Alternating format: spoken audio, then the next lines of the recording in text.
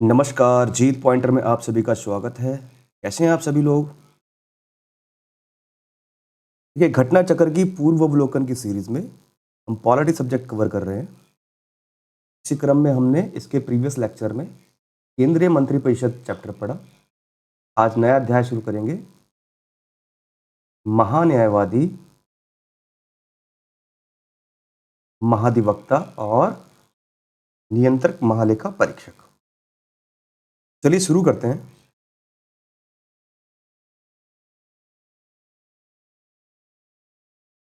भारतीय संविधान के तहत भारत के महान्यायवादी के पद का प्रावधान किया गया है, ठीक है? भारतीय संविधान में एक पद का प्रावधान किया गया है, महान्यायवादी, जिसे बोलते हैं अटॉर्नी जनरल ऑफ इंडिया।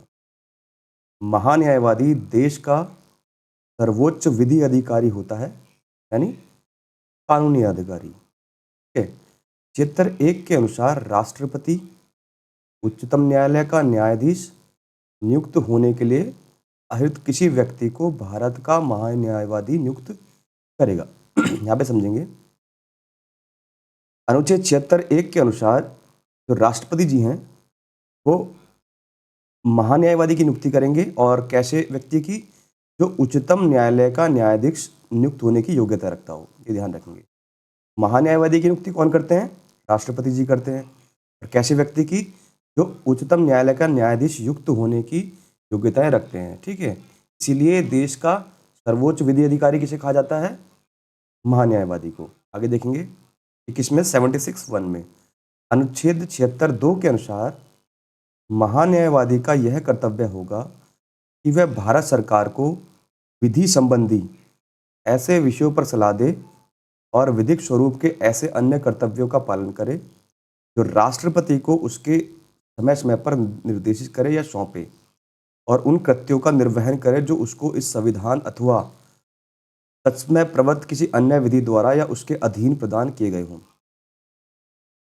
ठीक है, तो ये महान्यायवादी का कर्तव्य होगा, जो विधि संबंधी कोई भी सलाह होगी या कोई कार्य होगा, कर्तव्य होगा, वो राष्ट्रपति जी उनको समय समय पर निर्देश करेंगे, सौंपेंगे कि आपको इस कार्य को करना है। ठीक है, विधि संबंधी जो भी कार्य होंगे। आगे देखेंगे,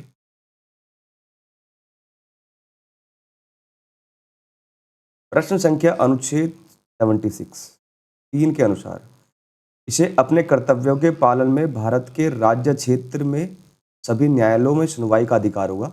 ये ध्यान रखेंगे कि 76(3) के अनुसार, अनुच्छेद 76(3) के अनुसार इसे अपने कर्तव्यों के पालन में, मतलब इनके जो कर्तव्य हैं उसके पालन में भारत के राज्य के सभी न्यायालयों में सुनवाई का अधिकार है तो महान्यायवादी को, यानी कि सभी न्यायालयों में सुनवाई का अधिकार है किनको? महान्यायवादी को, अटॉर्नी जनरल को। अनुच्छेद 76(4) के अनुसार महान्यायवादी राष्ट्रपति के प्रसाद पर्यंत पद धारण करेंगे। ठीक है, महान्यायवादी की नियुक्ति कौन करते हैं? राष्ट्रपति करते हैं। और राष्ट्रपति के प्रसाद पर्यंत पद धारण करेंगे कौन? राष्ट्रपति। आगे देखेंगे, और ऐसा पारिश्रमिक प्राप्त करेंगे जो राष्ट्रपति अवधारित करेंगे। ठीक है, जो पारिश्रमिक मिलेगा यानी सैलरी वगैरह जो मिलेगी वो राष्ट्रपति की के द्वारा मिलेगी। ठीक है, आगे देखेंगे, अनुच्छेद 88 के तहत भारत के महान्यायवादी को संसद के दोनों सदनों की कार्यवाही में शामिल होने का अधिकार है। ठीक है, तो अनुच्छेद 88 के अनुसार जो भारत के महान्यायवादी हैं, ठीक है, उनको संसद के दोनों सदनों की कार्यवाही में शामिल होने का अधिकार है। यानी कि महान्यायवादी संसद की दोनों सदनों की कार्यवाही में शामिल हो सकते हैं, लेकिन मतदान नहीं कर सकते, ये ध्यान रखेंगे। ठीक है, लेकिन मतदान नहीं कर सकते। इसे एक संसद सदस्य की तरह सभी भत्ते एवं विशेषाधिकार मिलते हैं। ठीक है, और संसद सदस्य की तरह भत्ते और विशेषाधिकार मिलेंगे महान्यायवादी को। आगे देखेंगे, अनुच्छेद 165(1) के अनुसार प्रत्येक राज्य का राज्यपाल उच्च न्यायालय का न्यायाधीश बनने के लिए अहित किसी व्यक्ति को राज्य का महाधिवक्ता नियुक्त करता है। देखिए, महान्यायवादी किसमें है? 76 में है। ठीक है, और महान्यायवादी की नियुक्ति कौन करते हैं? राष्ट्रपति नियुक्त करते हैं। और सर्वोच्च विधि अधिकारी होता है महान्यायवादी यानी अटॉर्नी जनरल। ठीक है, और राष्ट्रपति ऐसे व्यक्ति को महान्यायवादी नियुक्त करेंगे जो उच्चतम न्यायालय का न्यायाधीश बनने की योग्यता रखता हो। उसी क्रम में अनुच्छेद 165 में राज्यपाल जी के द्वारा महाधिवक्ता एडवोकेट जनरल की नियुक्ति की जाती है। जिस प्रकार केंद्र में महान्यायवादी है, ठीक है, महान्यायवादी, ठीक है, इस प्रकार केंद्र में महान्यायवादी है आर्टिकल 76 के तहत, उसी प्रकार राज्यों में महाधिवक्ता होते हैं, ये ध्यान रखेंगे, महाधिवक्ता होते हैं आर्टिकल 165 में, ये ध्यान रखेंगे। केंद्र में तो महान्यायवादी विधि अधिकारी होते हैं और राज्य में महाधिवक्ता होते हैं, और महाधिवक्ता की नियुक्ति कौन करते हैं? राज्यों के राज्यपाल करते हैं, ठीक है, कौन करते हैं? राज्यों के राज्यपाल करते हैं। और राज्यपाल ऐसे व्यक्ति को महाधिवक्ता नियुक्त करेंगे जो उच्च न्यायालय के न्यायाधीश बनने की योग्यता रखता हो। जिस प्रकार महान्यायवादी राष्ट्रपति द्वारा नियुक्त किया जाता है जो उच्चतम न्यायालय का न्यायाधीश बनने की योग्यता रखता हो। यहाँ पे यही बात की जा रही है कि राज्यपाल जी द्वारा उच्च न्यायालय का न्यायाधीश बनने के लिए योग्य व्यक्ति को राज्य का महाधिवक्ता चुनेंगे, यानी एडवोकेट जनरल नियुक्त करेंगे। अनुच्छेद 165(2) के अनुसार वह राज्य सरकार को विधि संबंधी विषयों पर परामर्श देता है, ठीक है। तो जो भी कानूनी संबंधी परामर्श होंगे वो जो है राज्य सरकार को कौन देंगे? महाधिवक्ता देंगे, यानी एडवोकेट जनरल देंगे। वह राज्य सरकार का प्रथम विधि सलाहकार होता है, ठीक है। तो महाधिवक्ता जो है राज्य सरकार का प्रथम विधि सलाहकार होता है। अनुच्छेद 165(3) के अनुसार वह राज्यपाल के प्रसाद पर्यंत पद धारण करेगा और ऐसा पारिश्रमिक प्राप्त करेगा जो राज्यपाल अवधारित करेंगे, ध्यान रखेंगे। आगे देखेंगे अनुच्छेद 148(1) के अनुसार भारत का एक नियंत्रक महालेखा परीक्षक होगा, उसको राष्ट्रपति नियुक्त करेगा तथा यह अपने पद से केवल उसी रीति एवं आधारों से हटाया जाएगा जिस रीति एवं आधारों से उच्चतम न्यायालय के न्यायाधीश को हटाया जाता है। पहले से समझेंगे, तो आर्टिकल 148 क्या कहता है कि एक नियंत्रक एवं महालेखा परीक्षक होगा, ठीक है, एक नियंत्रक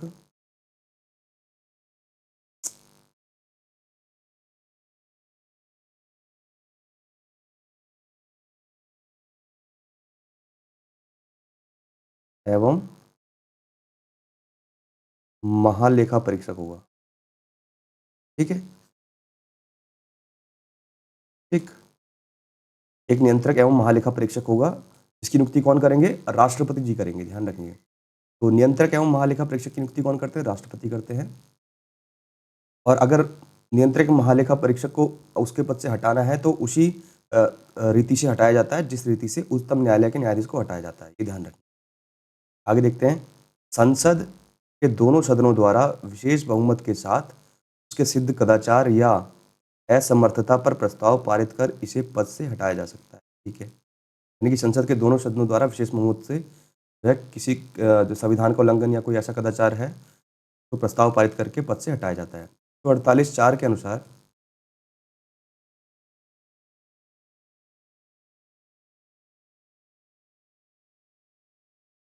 नियंत्रक महालेखा परीक्षक अपने पद पर न रह जाने के पश्चात भारत सरकार के या किसी राज्य की सरकार के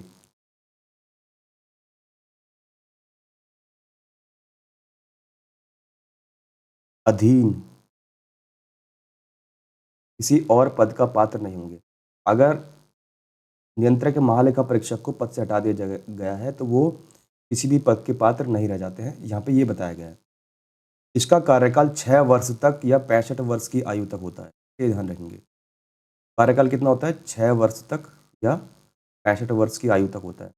इसको लोक लेखा समिति का आंख व कान कहा जाता है, ध्यान रखेंगे। लोक लेखा समिति का आंख व कान किसे कहा जाता है? नियंत्रक एवं महालेखा परीक्षक को, ये ध्यान रखेंगे। लोक लेखा समिति का आंख व कान किसे कहा जाता है? नियंत्रक एवं महालेखा परीक्षक, जो 148 आर्टिकल में दिया है। अनुच्छेद 149 भारत के नियंत्रक महालेखा परीक्षक के कर्तव्य और शक्तियों को निर्धारित करता है। जो अनुच्छेद 149 है वो भारत के नियंत्रक एवं महालेखा परीक्षक के कर्तव्य और शक्तियों को निर्धारित करता है, ठीक है। अनुच्छेद 151(1) के अनुसार भारत के नियंत्रक महालेखा परीक्षक के संघ के लेखाओं संबंधी प्रतिवेदनों को राष्ट्रपति के समक्ष प्रस्तुत किया जाएगा। ठीक है, जो उनको संसद के प्रत्येक सदन के समक्ष रखवाएगा। ठीक है, भारत का जो नियंत्रक महालेखा परीक्षक है वो संघ यानी सरकार के लेखाओं संबंधी जो भी प्रतिवेदन होंगे वो राष्ट्रपति के समक्ष रखेंगे। कौन? नियंत्रक एवं महालेखा परीक्षक। ठीक है, और संसद के प्रत्येक सदन के समक्ष ये रखवाया जाएगा। अनुच्छेद 151(2) के अनुसार नियंत्रक महालेखा परीक्षक किसी राज्य के लेखाओं संबंधी प्रतिवेदनों को उस राज्य के राज्यपाल के समक्ष प्रस्तुत किया जाएगा। देखिए, और 151(2) में ये दिया गया है कि जो नियंत्रक लेखा महापरीक्षक हैं वो राज्य के यानी राज्य सरकार के लेखाओं संबंधी जो भी प्रतिवेदन होंगे वो राज्य के राज्यपाल के समक्ष प्रस्तुत करेंगे और फिर उनको जो है राज्य के विधानमंडल के समक्ष रखवाया जाएगा। ठीक है, ये कार्य होता है नियंत्रक एवं महालेखा परीक्षक का। आगे देखेंगे। डॉक्टर भीमराव अंबेडकर ने कहा था कि नियंत्रक महालेखा परीक्षक भारतीय संविधान के तहत सबसे महत्वपूर्ण अधिकारी हैं। तो ये कथन किसका है कि नियंत्रक एवं महालेखा परीक्षक यानी कैग भी बोलते हैं यानी कंट्रोलर ऑडिटर जनरल यानी नियंत्रक एवं महालेखा परीक्षक। तो कैग जो है भारतीय संविधान का सबसे महत्वपूर्ण अधिकारी होगा। ये किसने कहा था? डॉक्टर भीमराव अम्बेडकर जी ने। संसद द्वारा महालेखा परीक्षक अधिनियम 1971 को प्रभावी बनाया गया है। ठीक है, तो महालेखा परीक्षक के पद को जो है प्रभावी कौन से अधिनियम द्वारा बनाया गया है? 1971 के अधिनियम द्वारा, ये ध्यान रखेंगे।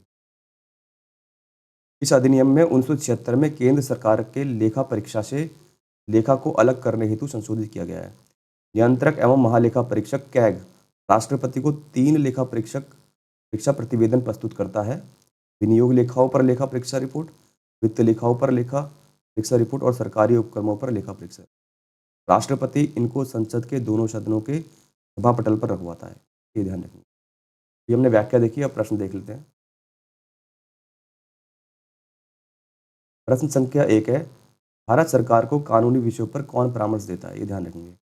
भारत सरकार को कानूनी विषय पे अटॉर्नी जनरल परामर्श देते हैं यानी कि महान्यायवादी जो है परामर्श देते हैं। ठीक है, महान्यायवादी। क्यों? क्योंकि सर्वोच्च विधि अधिकारी कौन होते हैं? महान्यायवादी होते हैं। इसलिए कानूनी विषय पे भारत सरकार को परामर्श कौन देंगे? अटॉर्नी जनरल देंगे। ठीक है, तो भारत सरकार के प्रथम विधि अधिकारी कौन होंगे? Attorney general. प्रश्न संख्या 2, निम्नलिखित में से कौन राष्ट्रपति के प्रसाद पर्यंत अपना पद धारण करता है? राष्ट्रपति के प्रसाद पर्यंत अपना पद धारण करते हैं कौन? भारत के महान्यायवादी। ध्यान रखेंगे। ठीक है, राष्ट्रपति के प्रसाद पर्यंत कौन अपना पद धारण करते हैं? भारत के महान्यायवादी।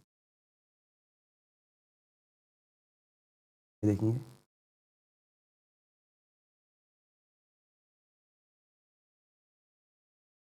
प्रश्न संख्या 3, भारत के महान्यायवादी को कैसे नियुक्त किया जाता है? तो राष्ट्रपति जी के द्वारा भारत के महान्यायवादी को नियुक्त किया जाता है और महान्यायवादी राष्ट्रपति के प्रसाद पर्यंत पद धारण करते हैं। प्रश्न संख्या 4, भारत का महान्यायवादी किसके द्वारा नियुक्त किया जाता है? भारत के राष्ट्रपति। ये देखेंगे। प्रश्न संख्या 5, निम्नलिखित में से किसे भारत सरकार का प्रथम विधि अधिकारी समझा जाता है? प्रथम विधि अधिकारी कौन होता है? महान्यायवादी। ठीक है, ये ध्यान रखेंगे सरकार का। प्रश्न संख्या 6, भारत के प्रथम विधि अधिकारी के रूप में कौन जाना जाता है? पढ़ चुके हैं, भारत का महान्यायवादी। ठीक है, 76 आर्टिकल देखेंगे। प्रश्न संख्या 7, भारत सरकार के मुख्य विधि परामर्शदाता कौन होता है? देखिए, मुख्य विधि यानी कानूनी परामर्शदाता कौन होंगे? जो प्रथम विधि अधिकारी होंगे और वो कौन होते हैं? Attorney general of India. ठीक है, देखेंगे। प्रश्न संख्या 8, भारत के अटॉर्नी जनरल विधि सलाहकार हैं किसके? भारत सरकार के। ठीक है, तो जो अटॉर्नी जनरल होते हैं महान्यायवादी होते हैं किसके विधि सलाहकार होते हैं? भारत सरकार के। प्रश्न संख्या 9, निम्नलिखित में से किसे या किसको अपने कर्तव्यों के पालन में भारत के राज्य क्षेत्र में सभी न्यायालयों में सुनवाई का अधिकार है? तो महान्यायवादी को सभी राज्यों में या राज्य क्षेत्र के सभी न्यायालयों में सुनवाई का अधिकार होता है, क्योंकि वो प्रथम विधि अधिकारी होते हैं। ठीक है, सरकार के। ये देखेंगे प्रश्न संख्या 10, भारत के महान्यायवादी के विषय में निम्नलिखित कथनों पर विचार कीजिए। पहला है, वह भारत के राष्ट्रपति जी द्वारा नियुक्त किए जाते हैं। ये बिल्कुल सही बात है। महान्यायवादी यानी अटॉर्नी जनरल को कौन नियुक्त करते हैं? राष्ट्रपति। और ऐसे व्यक्ति को नियुक्त करते हैं जो उच्चतम न्यायालय की का न्यायाधीश बनने की योग्यता रखता हो। सेकंड है, उसमें वही योग्यता होनी चाहिए जो सर्वोच्च न्यायालय के न्यायाधीश की होती है। ये भी सही बात है। पहला भी कथन सही है, दूसरा भी सही है। उसे संसद के किसी भी सदन का सदस्य होना चाहिए, ऐसी कोई बात नहीं है। ठीक है? संसद द्वारा महाभियोग लगाकर उसे हटाया जा सकता है, ये भी नहीं है। संसद द्वारा महाभियोग लगाकर नहीं हटाया सकता। तो केवल 1 और 2 राइट आंसर होगा। ये हमारा राइट आंसर होगा। ये देखेंगे,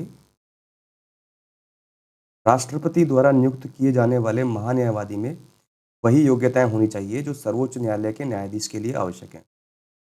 भारत का महान्यायवादी संसद का सदस्य नहीं होता है, ठीक है, ये ध्यान रखेंगे।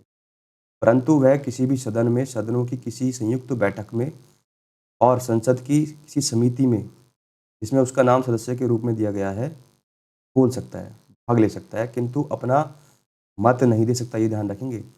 बोल सकते हैं, भाग ले सकते हैं संसद की संयुक्त बैठक में भी या संसद के किसी भी सदन में, परंतु मत नहीं दे सकते। और ये किस में कहा गया है? अनुच्छेद 88 में। ये ध्यान रखेंगे। महान्यायवादी राष्ट्रपति के प्रसाद पर्यंत अपना पद धारण करता है, ठीक है, ये ध्यान रखेंगे। राष्ट्रपति को उसे पदच्युत करने का अधिकार है, ठीक है। तो अगर महान्यायवादी को पद से हटाया जाता है तो कौन हटाएंगे? राष्ट्रपति। सॉरी, ठीक है। महाभियोग की प्रक्रिया द्वारा महान्यायवादी को नहीं हटाया जा सकता। देखेंगे प्रश्न संख्या 11, भारत के महान्यायवादी के संदर्भ में निम्नलिखित कथनों पर विचार कीजिए। ठीक है, पहला कथन है, राष्ट्रपति किसी ऐसे व्यक्ति की नियुक्ति करेगा जो उच्चतम न्यायालय के न्यायाधीश के रूप में नियुक्ति के लिए अहर हो। बिल्कुल सही बात है। पहला कथन सही है। महान्यायवादी जो है राष्ट्रपति जी के द्वारा चुना जाता है, नियुक्त किया जाता है, और ऐसे व्यक्ति को नियुक्त किया जाता है जो उच्चतम न्यायालय के न्यायाधीश के रूप में नियुक्त करने के लिए अहर हो, यानी योग्यताएं रखता हो। दूसरा है, महान्यायवादी इतना पारिश्रमिक प्राप्त करेगा जो संसद अवधारित करेगा। ये गलत है कथन, क्योंकि महान्यायवादी को जो पारिश्रमिक जो दिया जाता है वो राष्ट्रपति जी के द्वारा अवधारित किया जाता है, ये ध्यान रखेंगे। ठीक है, सेकंड कथन गलत है।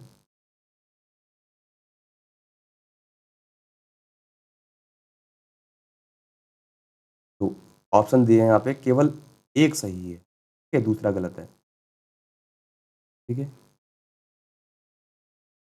तो भारत का महान्यायवादी देश का सर्वोच्च विधि अधिकारी होता है। संविधान के अनुच्छेद 76(1) के अनुसार राष्ट्रपति उच्चतम न्यायालय का न्यायाधीश नियुक्त होने के लिए अहिर्त यानी योग्य किसी व्यक्ति को भारत का महान्यायवादी नियुक्त करेगा। अनुच्छेद 76(4) के अनुसार महान्यायवादी राष्ट्रपति के प्रसाद पर्यंत पद धारण करेगा और ऐसा पारिश्रमिक प्राप्त करेगा जो राष्ट्रपति अवधारित करें। ये ध्यान रखें। आगे देखेंगे प्रश्न संख्या 12, निम्नलिखित कथनों पर विचार कीजिए। भारत का महान्यायवादी लोकसभा की कार्यवाही में भाग ले सकता है। महान्यायवादी की बात की जा रही है, बिल्कुल सही बात है। लोकसभा किसी भी सदन की कार्यवाही में भाग ले सकते हैं। यहाँ पे बोला गया है किसी समिति का सदस्य हो सकता है, बिल्कुल किसी समिति के सदस्य भी हो सकते हैं महान्यायवादी, उच्च विधि अधिकारी होते हैं। लोकसभा में बोल सकते हैं, ये भी बात सही है, बोल सकते हैं। लोकसभा में मतदान कर सकते हैं, ये गलत बात है। मतदान करने का अधिकार नहीं होता है। अनुच्छेद 88 में ये बोला गया है कि महान्यायवादी लोकसभा या राज्यसभा दोनों में भाग ले सकते हैं, बोल सकते हैं, और किसी समिति के सदस्य भी बन सकते हैं, परंतु उन्हें मत देने का अधिकार नहीं। ठीक है, अनुच्छेद 88 में ये कहा गया है, प्रत्येक मंत्री और भारत के महान्यायवादी को, प्रत्येक मंत्री और महान्यायवादी को यह अधिकार होगा कि वह किसी भी सदन या सदनों में, संयुक्त बैठक में, संसद की किसी समिति में जिसमें उसका नाम सदस्य के रूप में दिया गया है, बोले और उसकी कार्यवाही में अन्यथा भाग ले, किंतु इस अनुच्छेद के आधार पर वह मत देने का हकदार नहीं रखते। आगे देखेंगे। प्रश्न संख्या 13, निम्नलिखित में से किसे संसद को संबोधित करने का अधिकार है? तो ये भारत के महान्यायवादी को है, ठीक है। संसद के किसी भी सदन में जाके संबोधित करने का अधिकार किसको है? महान्यायवादी को, यानी अटॉर्नी जनरल ऑफ इंडिया को। प्रश्न संख्या 14, पार्लियामेंट या संसद के किसी सदन के सदस्य न होने पर भी सदन की बैठक में कौन भाग ले सकता है? तो अटॉर्नी जनरल ऑफ इंडिया यानी महान्यायवादी ही जो है सदस्य न होने पर भी संसद के किसी भी सदन में बैठक में भाग ले सकते हैं।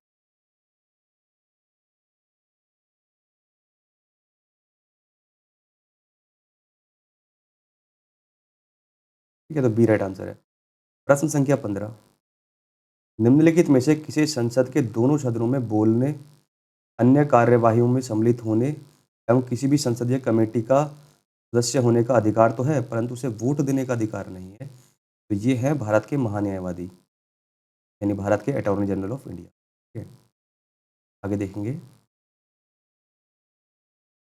प्रश्न संख्या 16, भारत सरकार का कौन सा अधिकारी सदस्य न होते हुए भी भारतीय संसद की कार्यवाही में भाग लेने का अधिकार रखता है? महान्यायवादी यानी अटॉर्नी जनरल ऑफ इंडिया। देखो कितनी बार क्वेश्चन आया है, बहुत महत्वपूर्ण क्वेश्चन है, ठीक है, कितनी बार आ चुका है। आगे देखेंगे।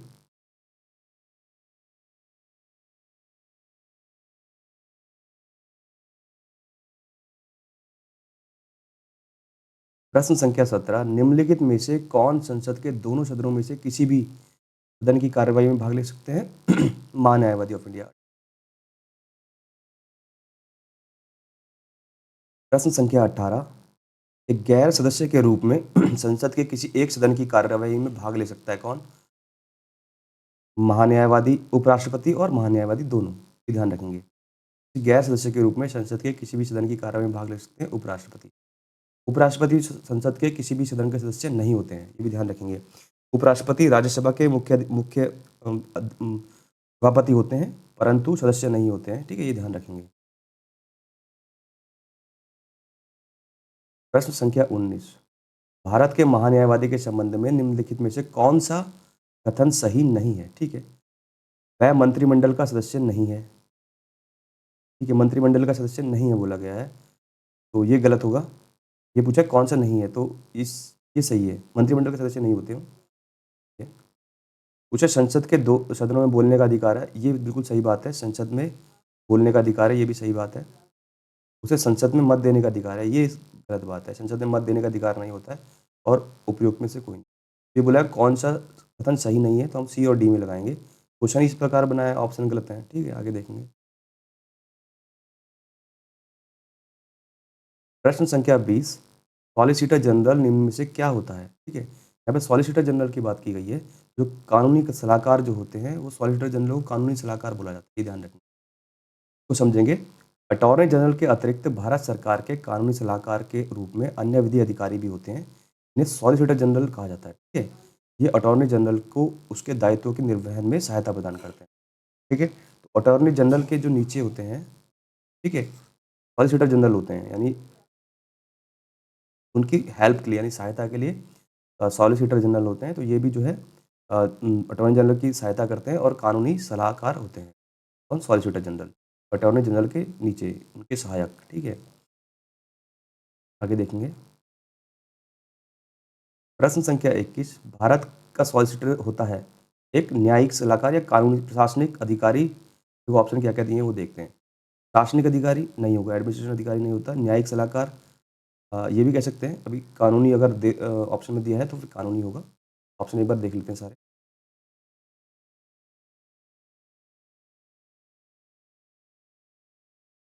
यहाँ पे दिया है प्रधानमंत्री का सलाहकार, ये तो बिल्कुल नहीं हो सकता। राष्ट्रपति को सलाह देने के लिए कानूनी अधिकारी, ये भी बिल्कुल। तो इस प्रकार जो है हमारा बी राइट आंसर होगा, यानी एक न्यायिक सलाहकार होते हैं। ठीक है, एक न्यायिक यानी कानूनी सलाहकार है सॉलिसिटर जनरल, जो कि अटॉर्नी जनरल की सहायता के लिए होते हैं। आगे देखेंगे।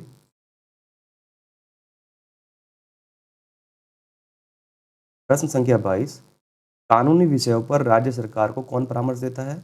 तो एडवोकेट जनरल। यहाँ पे राज्य ध्यान रखेंगे, राज्य सरकार की बात की गई, ठीक है, राज्य सरकार की बात की गई। तो राज्य सरकार के जो कानूनी प्रथम विधि अधिकारी या कानूनी अधिकारी होते हैं वो होते हैं एडवोकेट जनरल 165। आप इन्हें महाधिवक्ता भी कहते हैं, महाधिवक्ता, महाधि, ठीक है, ये ध्यान रखेंगे। तो आर्टिकल 165 में है, तो इन्हें महाधिवक्ता भी कहते हैं या एडवोकेट जनरल भी कहते हैं, ठीक है। तो प्रश्न को बहुत ध्यान से पढ़ेंगे, यहाँ पे राज्य सरकार बोला है।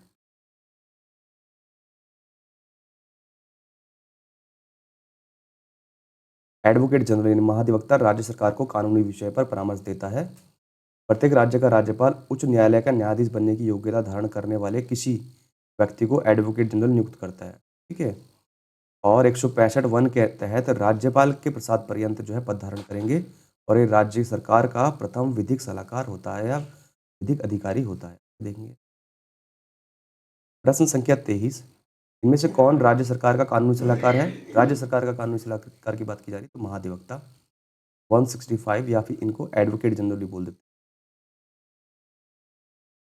प्रश्न संख्या 24, राज्य सरकार को कानूनी मामलों में सलाह देने के लिए अधिकृत कौन है? राज्य सरकार को महाधिवक्ता यानी एडवोकेट जनरल 165, ये देखेंगे। प्रश्न संख्या 25, निम्नलिखित कथनों पर विचार कीजिए। पहला है, भारत में राज्य के महाधिवक्ता की नियुक्ति भारत के राष्ट्रपति द्वारा संबंधित राज्य के राज्यपाल की अनुशंसा पर की जाती है, ठीक है। यहाँ पे ये बोला जा रहा है कि भारत में राज्य के महाधिवक्ता की नियुक्ति कौन करता है? राष्ट्रपति द्वारा संबंधित राज्य के राज्यपाल की अनुशंसा पर की जाती है। ये बिल्कुल सही है। महाधिवक्ता की नियुक्ति जो है, नहीं, यहाँ पे थोड़ी कन्फ्यूजन है, पहले देख लेते हैं। तो राज्यपाल द्वारा जो है महाधिवक्ता की नियुक्ति की जाती है। सिविल प्रक्रिया संहिता के उपबंधों के अनुसार राज्य स्तर पर उच्च न्यायालयों की मूल अपीलीय तथा सलाहकारी अधिकारिता होती है। सिविल प्रक्रिया संहिता के उपबंधों के अनुसार राज्य स्तर पर उच्च न्यायालयों की मूल अपीलीय सलाहकारी अधिकारिता होती है, ठीक है। ये देखेंगे, यहाँ पे बोला गया है कौन से ऑप्शन सही हैं। देखिए, दोनों ही ऑप्शन गलत है, यहाँ पे समझे, क्योंकि महाधिवक्ता की नियुक्ति कौन करते हैं? राज्यपाल करते हैं, राष्ट्रपति द्वारा नहीं किया जाता है, ठीक है, ये ध्यान रखेंगे। ये भी ऑप्शन गलत है। और सिविल प्रक्रिया संहिता का उपबंध का उच्च न्यायालयों से कोई संबंध नहीं होता, ये भी गलत हो जाएगा।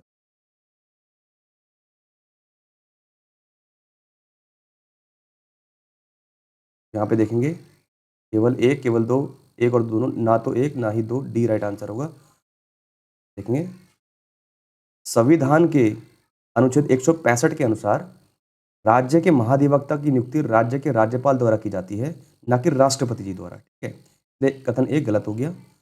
सलाहकारी अधिकारिता अनुच्छेद 143 के तहत सर्वोच्च न्यायालय की है, ये ध्यान रखेंगे। जो सलाहकारी अधिकारिता है, ये जो है राष्ट्रपति जी को सलाह कौन दे सकता है? सर्वोच्च न्यायालय दे सकता है। ये 143 में कहा गया है। उच्च न्यायालयों की अधिकारिता मूल तथा अपीलीय है केवल, ठीक है, ये ध्यान रखेंगे। उच्च न्यायालय की जो अधिकारिता वो कैसी है? मूल है और अपीलीय। सलाहकारी जो है अधिकारिता नहीं है उच्च न्यायालय के पास, केवल सर्वोच्च न्यायालय के पास है, ये ध्यान रखेंगे। और एक इसमें है अनुच्छेद 143 में। प्रश्न संख्या 26,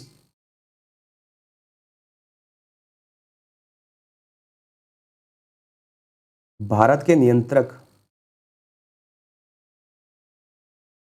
एवं महालेखा परीक्षक की नियुक्ति की जाती है, यहाँ पे ये बोला गया है। तो नियंत्रक या महालेखा परीक्षक की नियुक्ति कौन करते हैं? राष्ट्रपति करते हैं, ठीक है। तो जो कैग है, ये जी 148 की बात की जा रही है, अनुच्छेद 148 की। तो भारत के नियंत्रक महालेखा परीक्षक की नियुक्ति कौन किया करते हैं? राष्ट्रपति जी करते हैं, ये ध्यान रखेंगे। प्रश्न संख्या 27, भारतीय संविधान के किस अनुच्छेद के अंतर्गत भारत के नियंत्रक एवं महालेखा परीक्षक की नियुक्ति होती है? अनुच्छेद 148 के अंतर्गत। प्रश्न संख्या 28, भारत के नियंत्रक एवं महालेखा परीक्षक के संघ के लेखा संबंधी प्रतिवेदनों को सर्वप्रथम निम्न में से किसको प्रस्तुत किया जाता है? देखिए, ये ध्यान रखेंगे, जो भारत के नियंत्रक महालेखा परीक्षक हैं उनका कर्तव्य होता है संघ यानी सरकार के जो लेखा संबंधी प्रतिवेदन है वो सर्वप्रथम किसके सामने रखेंगे? राष्ट्रपति जी के सामने रखेंगे। सॉरी, लोकसभा के हाँ, सॉरी, भारत के राष्ट्रपति जी के सामने रखते हैं, ठीक है? किसके समक्ष रखेंगे? भारत के राष्ट्रपति जी के सामने रखेंगे। फिर फिर ये जो प्रतिवेदन है, ये संसद के समक्ष रखे, ये ध्यान रखेंगे। तो संघ के जितने भी लेखा संबंधी प्रतिवेदन होंगे, ये नियंत्रक महालेखा परीक्षक किसके सामने रखेंगे? भारत के राष्ट्रपति के सामने रखेंगे और फिर राष्ट्रपति जी द्वारा संसद के समक्ष ये रखे जाएँगे। ठीक है? ये ध्यान रखेंगे। प्रश्न संख्या 29, निम्नलिखित में से किसके द्वारा भारत के नियंत्रक एवं महालेखा परीक्षक के पद के सृजन किया जाता है? संसदीय अधिनियम द्वारा, संविधान द्वारा। वैसे संविधान द्वारा है, 148 में है, ठीक है? 148 में जो है नियंत्रक एवं महालेखा परीक्षक के पद का सृजन किया गया है। ठीक है? ये ऑप्शन देख लेते हैं। हमें ऑप्शन के अनुसार आंसर देना है। मंत्रिमंडल के संकल्प द्वारा ये गलत है, उपयुक्त में से कोई नहीं। देखो, बी राइट्स आंसर है, यानी कि जो है संविधान द्वारा जो है नियंत्रक एवं महालेखा परीक्षक के पद का सृजन किया गया है। आगे देखेंगे। प्रश्न संख्या 30, भारत के नियंत्रक एवं महालेखा परीक्षक के पद पर नियुक्ति का कार्यकाल होता है 6 वर्ष का। 6 वर्ष या 65 वर्ष की आयु, ये ध्यान रखेंगे। 65 वर्ष की आयु। भारतीय संविधान के अनुच्छेद 148(3) के अनुसार नियंत्रक एवं महालेखा परीक्षक के वेतन एवं सेवा शर्तों के निर्धारण का अधिकार संसद को दिया जाता है, ये ध्यान रखेंगे। अतः संसद सीएजी ने कैग के वेतन एवं सेवा शर्तों से संबंधित 1971 अधिनियमित किया है, जिसके अनुसार नियंत्रक एवं महालेखा परीक्षक का कार्यकाल 6 वर्ष का होता है। यह वह अधिकतम 65 वर्ष की उम्र तक सेवारत रह सकता है, इनमें से जो पहले हो, यानी 6 वर्ष यानी कार्यकाल पूरा हो जाए या उनकी उम्र पूरी हो जाए 65 वर्ष। आगे देखेंगे। प्रश्न संख्या 31, भारत के नियंत्रक एवं महालेखा परीक्षक के संबंध में निम्नलिखित में से कौन सा सही नहीं है, बोल रहे हैं आप। ठीक है, तो उनकी नियुक्ति राष्ट्रपति द्वारा की जाती है, ये बिल्कुल सही है। महालेखा परीक्षक, नियंत्रक एवं महालेखा परीक्षक की नियुक्ति कौन करते हैं? राष्ट्रपति जी करते हैं। उनका वेतन सर्वोच्च न्यायालय के न्यायमूर्ति के समान होता है, बिल्कुल सही बात है। जो वेतन भत्ते होते हैं वो सर्वोच्च न्यायालय के न्यायमूर्ति की समान होता है, यानी कि न्यायाधीश के समान होता है। सेवानिवृत्ति के पश्चात वे अन्य सरकारी सेवा के अयोग्य हो जाते हैं, बिल्कुल सही बात है। अगर सेवानिवृत्त हो जाते हैं तो उसके बाद वो किसी भी सरकारी सेवा के योग्य नहीं रहते, उनको राष्ट्रपति पदच्युत करते हैं, ये बिल्कुल गलत बात है। जो है राष्ट्रपति जी के द्वारा जो है पद से नहीं हटाया जाता, ठीक है। जिस प्रकार सर्वोच्च न्यायालय के न्यायाधीश को हटाया जाता है, उसी प्रकार जो है नियंत्रक एवं महालेखा परीक्षक को हटाया जाता है। ठीक है, तो राष्ट्रपति द्वारा कैग को राष्ट्रपति प्रच्युत नहीं कर सकता, ठीक है, बल्कि उसे उसी रीति से और उन्हीं आधारों पर हटाया जाएगा जिस रीति से और जिन आधारों पर उच्चतम न्यायालय के न्यायाधीश को हटाया जाता है। संविधान की दूसरी अनुसूची के प्रावधान 12(1) के तहत भारत के नियंत्रक एवं महालेखा परीक्षक को सर्वोच्च न्यायालय के न्यायाधीशों के बराबर वेतन दिया जाता है। ठीक है, ये भी ध्यान रखेंगे। ठीक है, आगे देखेंगे। प्रश्न संख्या 32, भारत के नियंत्रक एवं महालेखा परीक्षक को उसके पद से हटाए जाने की प्रक्रिया निम्नलिखित में से किसके समान है? ठीक है, उच्चतम न्यायालय के न्यायाधीश के समान, ये ध्यान रखेंगे। भारत के नियंत्रक एवं महालेखा परीक्षक को उसके पद से हटाए जाने की प्रक्रिया किसके समान है? उच्चतम न्यायालय के न्यायाधीश के समान। आगे देखेंगे। प्रश्न संख्या 33, कथन ए, नियंत्रक एवं महालेखा परीक्षक का कर्तव्य न केवल व्यय की वैधता सुनिश्चित करना है, किंतु औचित्य भी है। ठीक है, कथन में ये कहा जा रहा है कि जो नियंत्रक एवं महालेखा परीक्षक है, उनका कर्तव्य क्या होगा? केवल व्यय की वैधता सुनिश्चित करना नहीं, अपितु औचित्य भी है। मतलब उनका कार्य है, जो भी संघ सरकार द्वारा व्यय किए जाएंगे संचित निधि से या कंसोलिडेट फंड से, उनका जो उनकी वैधता सुनिश्चित करना है और उनका ये कर्तव्य भी है। ये कहा गया है। उसे वित्तीय प्रशासन के क्षेत्र में संविधान और संसद के कानूनों को बनाए रखना है। बिल्कुल सही बात है, क्योंकि उन्हें जो है वित्तीय प्रशासन के जो क्षेत्र हैं उनमें संविधान और संसद के जो कानून हैं उनको ही बनाए रखना है। ये है, तो ये इसकी सही व्याख्या है। इसीलिए जो है उनका ये कर्तव्य भी है। तो ए भी सही है कथन, कथन बी भी सही है और जो है कारण जो ये बी है इसकी सही व्याख्या करता है। तो बी राइट आंसर होगा। ए और आर दोनों सही है, आर ए की सही व्याख्या करता है। देख लेते हैं। नियंत्रक एवं महालेखा परीक्षक का कर्तव्य व्यय की वैधता और औचित्य दोनों ही सुनिश्चित करना है, क्योंकि उसे यह निर्धारित करना है कि वित्तीय प्रशासन के क्षेत्र में संविधान और संसद के कानूनों का अनुपालन हो रहा है अथवा नहीं। इस प्रकार जो है प्रश्नगत कथन और कारण दोनों सही हैं तथा कारण कथन की सही व्याख्या है। आगे देखेंगे। प्रश्न देख लेते हैं कितने हैं, वीडियो ज़्यादा लंबी हो जाएगी। इस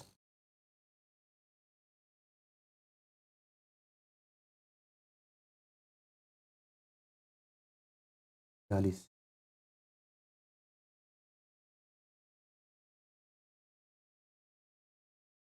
ठीक है, आज के लिए वीडियो यहीं रखते हैं। आज का लेक्चर यहीं समाप्त करते हैं। धन्यवाद।